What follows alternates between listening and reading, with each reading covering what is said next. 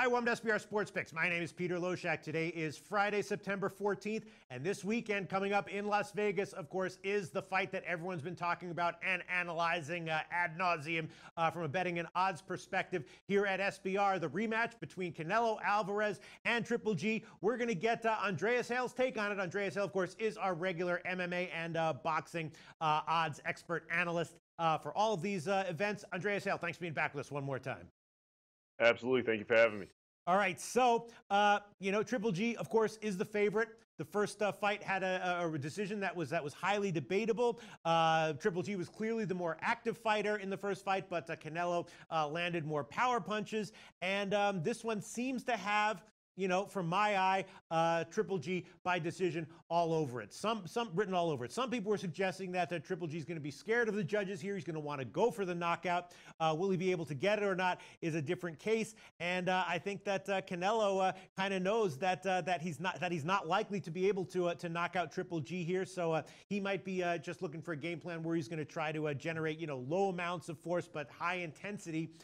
So that he can last the whole fight, because, of course, as we know, Canelo's main weakness, especially fighting at an elite level like this, is his gas tank, is his endurance. He tends to gas out in the middle rounds and later in the fight. And then, of course, another thing that throws a monkey wrench into all of this is the issues that Canelo has had with the drug suspensions. He, of course, had a failed test for clenbuterol, and now it's looking like that has definitely affected his muscle mass in general. So is that a negative? If so, how big of a negative? Maybe it's a positive because it'll give him more endurance. What's your take on Andreas Hale? Very, very curious to see what you think is the most likely outcome here.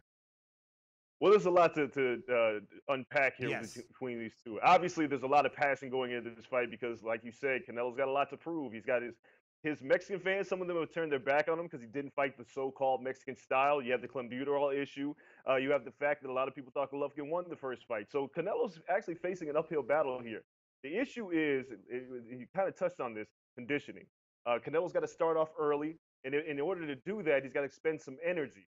He might have to stay in the pocket, which makes it a lot more dangerous for him against a guy like Triple G, because you know what he's going to bring: 12 rounds of pressure. Triple G needs to do is go to the body. He has to stop that lateral movement that Canelo utilized in the second half of that fight, and kind of get him in front of him. He has to cut off the ring. So it has a unanimous decision by Triple G written all over it, in my humble opinion. I look at Canelo as a guy who can't do too much different from the first fight. He could get started earlier, but he has a leaner frame, which means I expect him to move. But can he last 12 rounds? If we look at last week's fight between Sean Porter and Danny Garcia, we have a very similar fight here. Porter was the guy that was in his chest for 12 rounds. Garcia's the guy who likes to pick his spots. Canelo's the same way. He likes to pick his spots, look for those counters, whereas Golovkin's just going to be in your chest trying to knock you down and knock you out for 12 rounds. Judges like aggression, and fighters who wait too long tend to lose those very close rounds.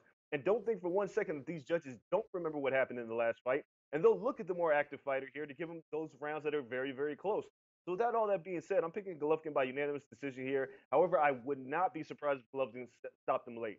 Yeah, I mean, there are people who are thinking that Golovkin's game plan will be to not have it go to the cards because he's afraid of what could happen there. Triple G by decision, I think that it has Triple G by decision written all over it as well, is actually a pretty healthy underdog line. Plus 204 right now at 5 dimes. So you're getting the result that we both think the fight has written all over it as a big underdog play there, right? 2-1 plus 204 currently at 5 dimes. Do you think that Triple G's game plan will be that he's going to be thinking when he goes into the fight, I'm just going to discipline myself and outpoint this guy and just make it more decisive so that the judges can't have any funny results? Or do you think he's going to just have a game plan where I have to somehow end this? I think with Golovkin, you have to be clear with one thing about him. He never necessarily goes for the knockout. He just gets the knockout. Mm-hmm. And I think he's going to do the same here. He's going to try to cut off the ring. I think he's going to go to the body a little bit more. If the knockout comes, it comes. I don't think it's something that he's gunning for. I think his style lends itself to a lot of pressure in it. See if a guy can break under that pressure. Canelo may not break under that pressure. So that being said, I think this does have unanimous decision written all over it. It's just really a question of how Canelo starts the fight.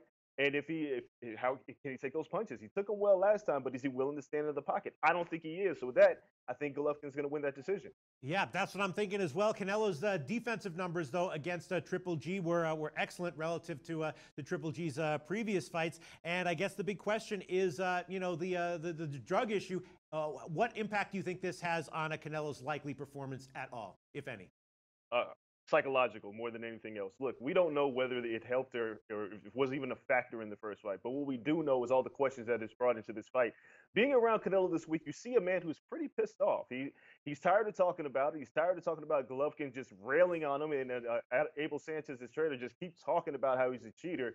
So it's pissed him off. And if that happens, I don't know if Canelo's, incentivized Canelo could be a very a guy who's going to take a lot more risk, and that might not play well into his hands. So, is it a factor?